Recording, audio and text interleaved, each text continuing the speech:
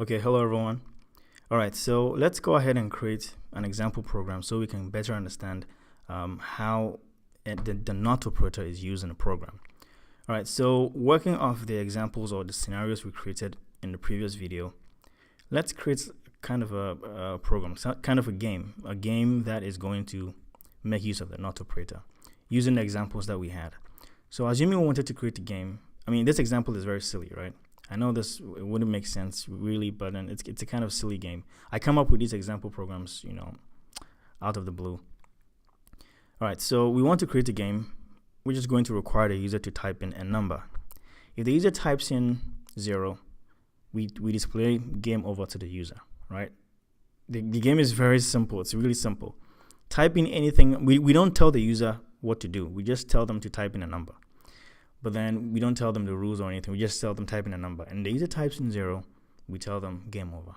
But if the user types in anything other than 0, then we tell them you won. Very simple game, very simple idea. Type in any number other than 0, you win. Type in 0, you lose. Game over. All right. So since we're going to be asking the user to type in something, let's use the scanner class to do that. To use the scanner class, we need to go ahead and import it. So I'm going to import java.util.scanner. We need to go ahead and create a scanner object. So I'm going to create a scanner class type variable, which is going to hold the memory address of the scanner object. So I'm going to call this class type variable keyboard, and I'm going to create the new scanner in memory. I'm going to pass in system.in, which is going to prompt the user to type in something, and whatever the user types is going to be received or returned from the system.in as byte info, right?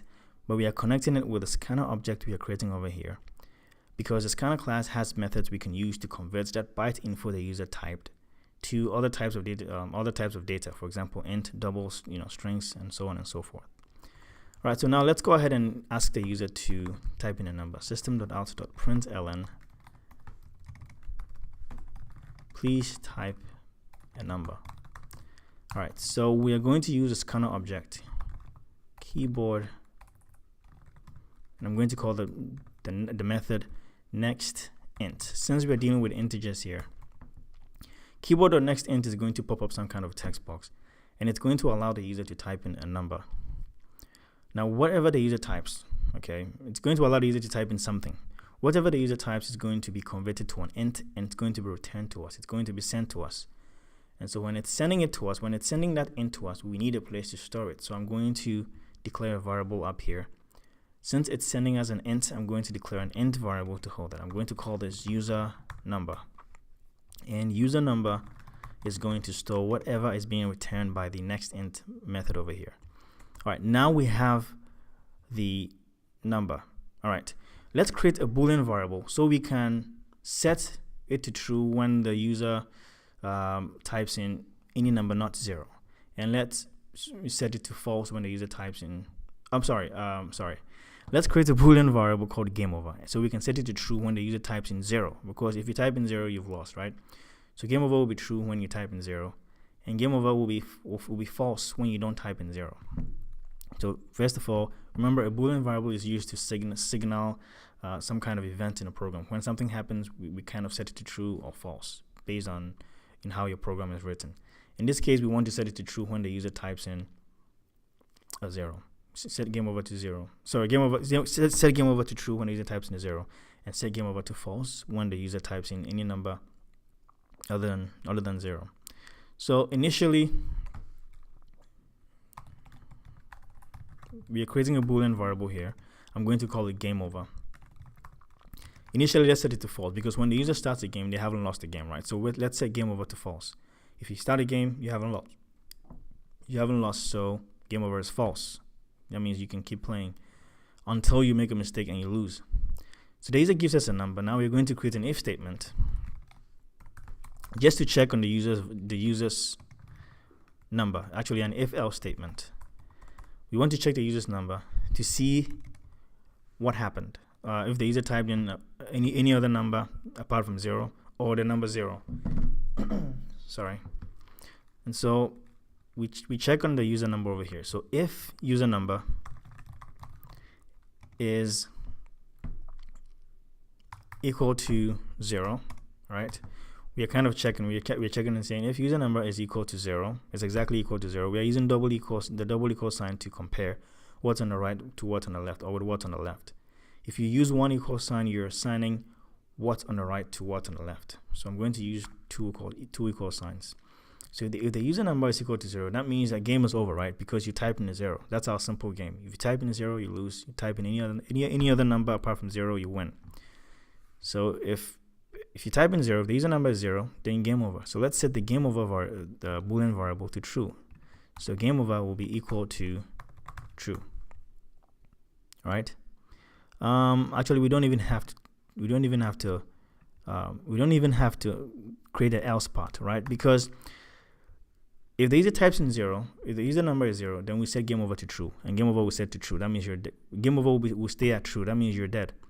But if the user types in any other number apart from 0, when this is being checked, its user number is equal to 0. The whole thing will result to false, and so game over won't be set to true. Game over will stay at false, right? And that's what we want. If game over at the end of the day, if game over stays at false, that means the game is not over. You didn't lose. But if game over is set to true, that means you type in a 0. That means your user number, the user type is set to 0. All right, so now we will have a value of game over. Game over will either be true or false. And so this is where we check with the not operator. We are checking first of all. Let's create actually an if-else statement this time around. We are checking the Boolean variable. We just want to check the value of it. We want to first of all check if the game is not over, then display the message. If this is not over, then display the message you won. But if the game is over, then display the message you lost. We can even use the value of the variable in our game. So we can say something like, remember the not operator, it changes the expression, the Boolean expression of the Boolean variable, how it reads. So if game is not over, if not game over, okay, if the game is not over, or if not game over, however you want to read it, then display a message system.out. Oops, oh boy, my typing, I feel it's getting worse each day. System.out.println. Okay, if this is when the game is not over. When the game is not over, that means you won, right? So we say you won. You won, comma. Let's concatenate it with the variable. You won. You typed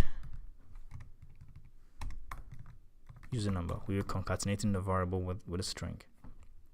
Else, it's going to be the opposite, right? This is only when the game is not over. If the game is not over, that means you won. But if the game is over, else, right? Else the game is over here. Then display a message saying you lost. You typed user number. And whatever number the user typed will be displayed. Compile this, and we don't have any issues. All right, so it makes sense, right? The user is going to type in a number. We're going to check to see if the number is 0. First of all, game over is set to false. If the number is 0, we set game over to true. If the number is not 0, what's in this if block won't even run, and so game over will stay false. Now we are checking the value of the Boolean variable game over, but we are using the not operator to do that. So we are saying if the game is not over. Now when the game is not over, that means that the user didn't make a mistake, because if the user typed in a 0, then game will be over. The game over variable will set to true. So if the game is not over, then we display a message you won, you typed in, then we display the number that the user typed. Else, that means the game is over, right? If game is not over, do this. But if it's over, then the else part is going to run. So we display a message saying you lost. Because if game over has been set to true, that means you lost. So we display the message you lost, you typed, whatever number the user typed, right? It kind of makes sense, right? Compile this and then run. Please type in a number. I'm going to type in 1, hit enter, and it says you won, you type 1, because that's our simple game. The idea of the game was to type in any number other than 0. If you type in any number other than 0, you win. But if you type in 0, you lose. So let's compile this, run it again. Type in any other number, let's say 7, and it says you won. You type, because when it's getting over here and it's checking, if user number is equal to 0, set game over to true. it's saying it checked with 7. Is 7 equal to 0? 7 is not equal to 0, so this statement won't even run. Game over won't be set to true. So game over will stay at false. And so it's asking, if game is not over, the only time that this statement will run, you won, you type this. The only time that this statement will run is when game is not over. Right? And because it's true, game is not over, because game over hasn't been set to true and it's still false, which means game is not over. Because game is not over here, it's displaying the message you won. But if we type in a 0, let's do that. If I type in a 0 and I hit enter, now it's saying you lost, you type 0. It's getting over here and it's checking. Is user number equal to 0? Is 0 equal to 0? And that's true. So game over will be set to true. And so it's coming over here and checking. If game is not over, display the message you won. The only time it displays the message you won is when the game is not over. But because game over has been set to true, this statement won't run. The only time this runs is when game is not over. So if game is not over, display this. Else, right? Else will mean that the game is over. This is only when game is not over. This statement is only when game is not over. So when the game is over, the else part will run, and you lost, you typed, the number you typed, which is 0, will be displayed. So it kind of works. Just play around one more time. So 4, you won, you type 4. I don't have to keep on compiling. All right. And 0, hit enter, you lost, you type in 0. So that's our simple game, but then it kind of incorporates what we learned in the previous video, using Boolean variables and the not operator, and using it to create kind of a simple game to kind of see how the not operator can be used in a program. All right, and so just play around with it, get used to how it's evaluated over here. All right, get used to how it's evaluated over here, and you get used to it. You get used to it. So over here, game over has been set to false. Let's assume by the time it gets here, game over is still false. All right. If it's false, let's see. That means that the user won, right? So let's compile and run. Let's run this. I'm going to type in another number 6.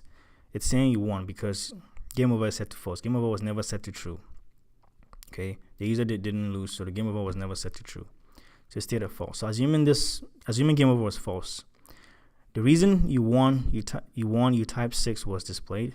The reason this statement was displayed over here, the reason it makes sense is because when it's evaluating it, again, it can be confusing. When it's evaluating this, this not operator is negating what's already stored in game over. All right, it's just resulting in that value. So game over will contain false. Not false. Remember, we are putting the not operator in front of it. Not false results true. Anything that's not false is true. And so when the Boolean expression in the parentheses over here is true, then what's in the if block will run. All right. So it can be confusing understanding how it's evaluating this. What you have to know is that it doesn't change the value of the variable game over. It doesn't change the value of it. It just evaluates this and tells you the result of it. It doesn't go ahead and change it. It's just you're asking a question. What is not game over? What is not false? If game over stays at false, it's asking what is not false. Not false is true. So it's just going to evaluate to true, but it doesn't go ahead and change what's stored in game over, right? I feel it's it's important, and it can be confusing when you're writing it in your programs, and so it's worth taking some extra time to understand it. And if you do, that's great. If you don't, just work with it, and hopefully you'll understand it. If you have any questions, please comment down below. I know I've talked a lot, but I just wanted to make sure it's clear. Comments down below, and I'll do everything to respond to them. Thank you very much for watching. Take care of yourselves, and I'll see you next time with the next video. All right then. Bye-bye.